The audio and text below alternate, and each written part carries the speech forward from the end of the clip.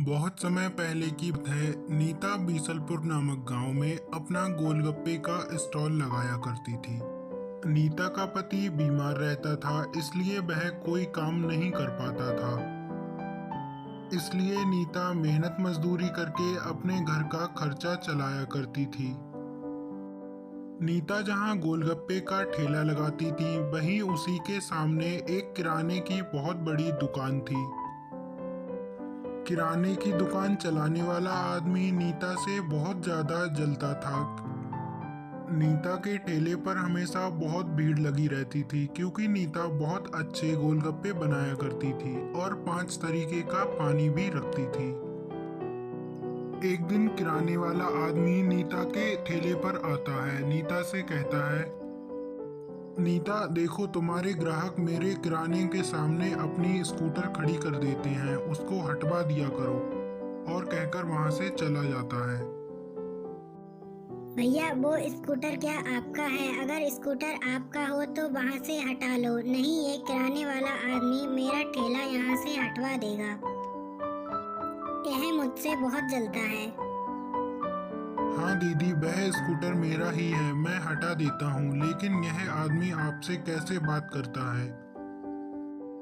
उसके बाद वह आदमी अपना स्कूटर हटाने के लिए वहां चला जाता है।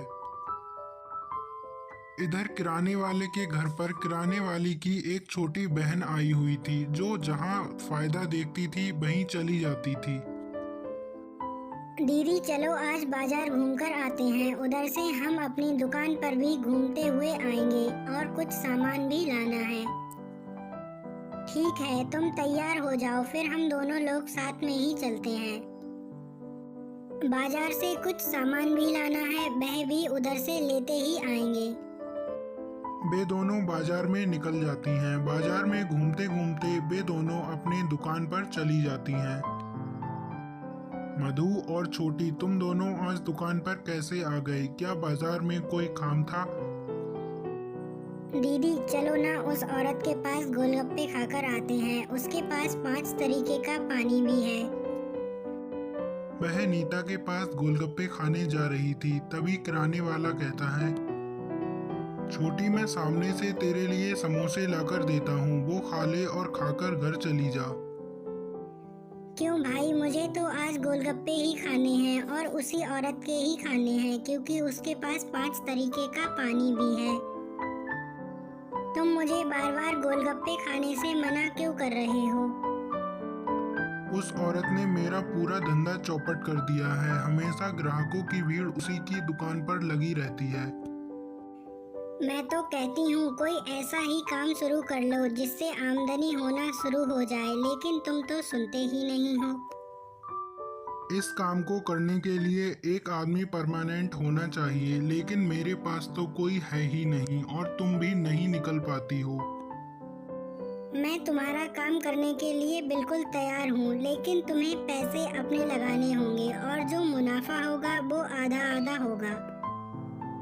किराने वाले ने हूबहू नीता के ठेले की तरह एक ठेला बनवाया और अपनी छोटी बहन को लगवाना शुरू कर दिया।